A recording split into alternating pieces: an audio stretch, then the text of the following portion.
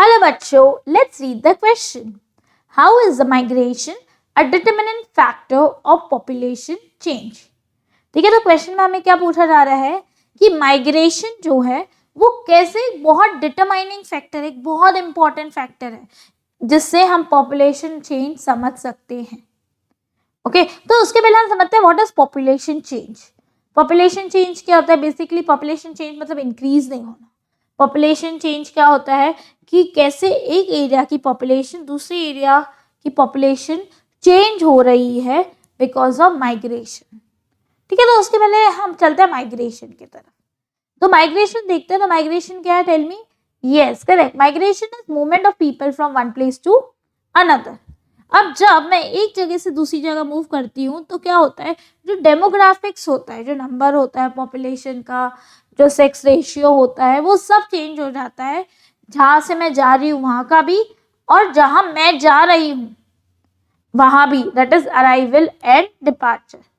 इसीलिए इसको एक बहुत डिटरमिनेंट फैक्टर माना जाता है फॉर पॉपुलेशन चेंज. और जब मैं माइग्रेशन की बात करती हूँ तो माइग्रेशन दो तरीके के होते हैं. एक होता है इंटरनल माइग्रेशन. इंटरनल माइग्रेशन क्या होता है? करेक्ट. इंटरनल माइग्रेशन वो होता है जो विद इन द कंट्री होता है. तो जब मैं विद इन द कंट्री अगर मूव हो रही हूँ तो वो कंट्री का मैं पॉपुलेशन ग्रोथ नहीं कर रही हूँ, बस मैं पॉपुलेशन चेंज कर रही हूँ. कैसे? अब इमेजिन करो कि I stay in Kashmir and I have got an opportunity in Delhi. Okay, मुझे एक जॉब लग गई इन दिल्ली. तो कश्मीर में मैं क्या कर रही थी? I was doing a business. Okay, and Delhi में मुझे जॉब लग गई है तो अब मैं दिल्ली में जॉब करने आ रही हूँ. तो अब क्या हो रहा है कि ऐसा नहीं हो रहा कि इंडिया की पॉपुलेशन चेंज हो रही है, बट कश्मीर और दिल्ली की पॉपुलेशन चेंज हो रही है. और प्लस कश्मीर में से वर्किंग एज का एक इंसान माइनस हो गया है और दिल्ली में वर्किंग एज का एक इंसान प्लस हो गया है. तो एज स्ट्रक्चर भी चेंज हो रहा है वो पर्टिकुलर जगह का. यस और no? Because of the internal migration. Second type of migration is known as external migration. That is outside the country. जब मैं मेरा कंट्री छोड़ के ही चली जाती हूँ. तो जब एक्सटर्नल माइग्रेशन होता है वो टाइम पे change in the size of population takes place. क्यों? क्योंकि कंट्री से एक इंसान जा रहा है ना, तो क्या हो रहा है, कंट्री की पॉपुलेशन कम हो रही है और जिस कंट्री में जा रहा है उसकी पॉपुलेशन चेंज हो रही है. वैसे ही मेरा तो एक वर्किंग एज का इंसान चला गया और सामने वाली कंट्री को एक वर्किंग एज का इंसान मिल गया. सेक्स रेशियो भी चेंज हो रहा है. एक मेल अगर चला जाता है तो मेरा सेक्स रेशियो चेंज हो जाएगा और वहां एक मेल बढ़ जाएगा तो उनका सेक्स रेशियो भी चेंज हो जाएगा. यस और नो? तो do you feel that now it is an important factor of social population change? Yes.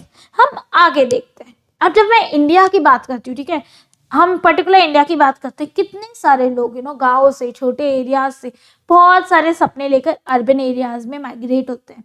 कितने सारे अकेले होते हैं, कितनी सारी अपनी फैमिलीज के साथ होते हैं. और ये जरूरी नहीं है कि उन लोग सिर्फ काम के लिए आते हैं. So many children they go for education. So many people come in search of work.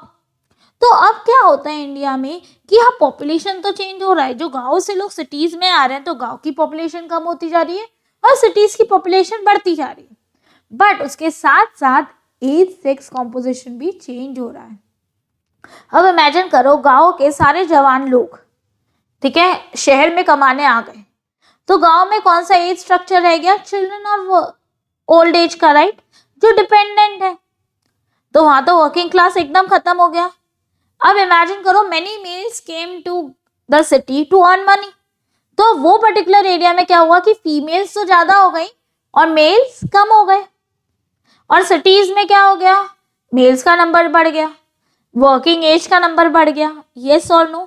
तो इस तरीके से माइग्रेशन जो है वो क्या कर रहा है?